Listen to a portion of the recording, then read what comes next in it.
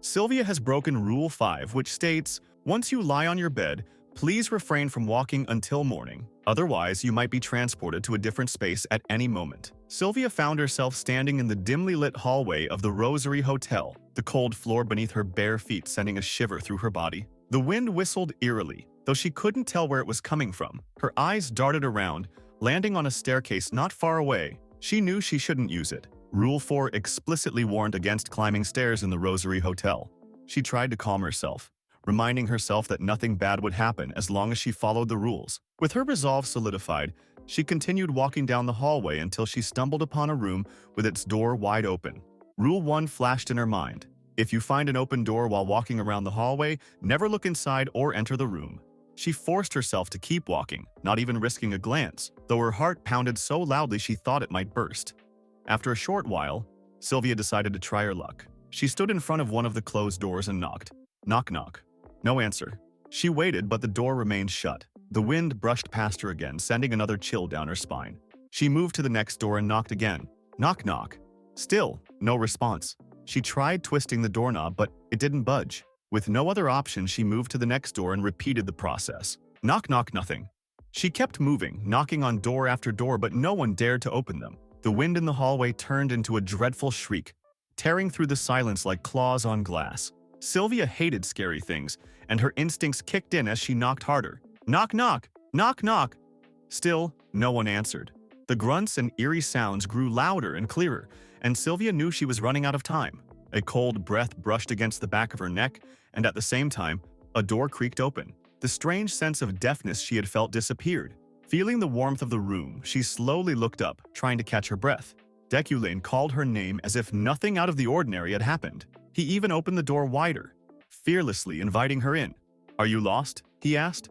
Sylvia hesitated, but the bleak wind blowing in the hallway reminded her there was no time to think. She stepped inside, bowing her head and thanking him. The room was spacious and cozy, just as she had expected. Deculein sat in a rocking chair near the fireplace, while Sylvia perched on a small chair beside the bed. "I'm sorry," Sylvia said, explaining how she had ended up in the hallway after getting out of bed. Deculein picked up a book from the table, his eyes remaining on the page as he spoke. He explained that the high concentration of mana in Burke's air caused unexplainable phenomena, creating phantoms, magic that had taken on shapes and ego. He advised her to read the rules more carefully. Sylvia nodded, her lips trembling as she tried to calm herself. She asked why Deculein had been late that day, but he dismissed the question, saying she didn't need to know. She then asked if he liked books, to which he replied that reading was the second best hobby at most. At that moment, Deculein raised a finger, signaling Sylvia to stay still. A phantom appeared on the ceiling, a cruel, distorted accumulation of mana. Sylvia felt a surge of fear, but it lasted only a moment as Deculein's magic tore the phantom apart mercilessly. "I guess he came looking for you when I opened the door," Deculein said. Sylvia looked at the iron on his table and asked if he had killed the ghost with it. Deculein confirmed it, and Sylvia expressed her admiration. Deculein laughed, explaining that his weapon and magic were specialized in killing. However, he emphasized that magic wasn't made to kill people, and that the world needed a talent in wizardry like Sylvia's. Sylvia sat still for a moment before casting a spell. "It's scorched fire," she said proudly, showing it to Deculein. Though it had no sound or color, it made the fire in the fireplace grow. Deculein glanced at it from the corner of his eye and complimented her casting. Sylvia continued to showcase her magic, conjuring Thundercloud and Metal Leaf, each time earning Deculein's praise.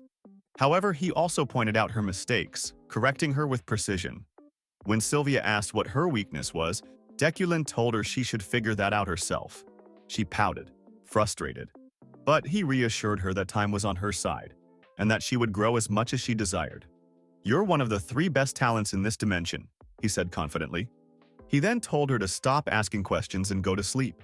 Sylvia suggested they take turns keeping watch, but Deculein explained that the flow of time in the Highlands was unpredictable, and nights could stretch far longer than usual. Sylvia lay down on the bed, listening to the sound of pages turning and the warmth of the fire. Before she fell asleep, she glanced out the window and saw a falling star. It was beautiful. As soon as Sylvia fell asleep, Deculein left the hotel, following a faint lightning streak outside the window, a sign from his man of great wealth intuition. He intentionally violated the rules, causing some supernatural phenomena to occur, but they were nothing more than minor nuisances, like props from a low-budget haunted house attraction. Deculein wondered where the intuition was leading him as he made his way along the mountain path from District 4 to the Elders' Hall. This area, close to Berk's borders, was a high-end region typically inaccessible to most, reserved for elders or devoted students. Deculein knew there was a high probability of rare items hidden here, and he was determined to find them. As he strolled through the fog-drenched forest, a grotesque phantom emerged from the shadows, lunging at him with a guttural screech. But Deculein didn't flinch. He simply kept walking, leaving the phantom frozen midair in confusion. The phantom tried again, materializing in front of him with a nightmarish visage. But Deculein casually sidestepped it, continuing his stroll. Frustrated, the phantom hovered behind Deculein, its claws twitching with irritation. Deculein stopped and turned around, asking if the phantom had seen an item containing a lot of mana nearby. The phantom's glowing eyes widened, and ghostly tears streamed down its face as it let out a pitiful wail. Without another sound, it fled into the darkness, sobbing uncontrollably. Deculein watched it go, muttered, "What's wrong with it?" and resumed his walk. Despite the ghosts and phantoms' relentless attempts to haunt him, Deculein remained unfazed. Their efforts were futile, and he found their antics somewhat amusing. At the end of the air current, he found a piece of wood burning alone in the center of a scorched area.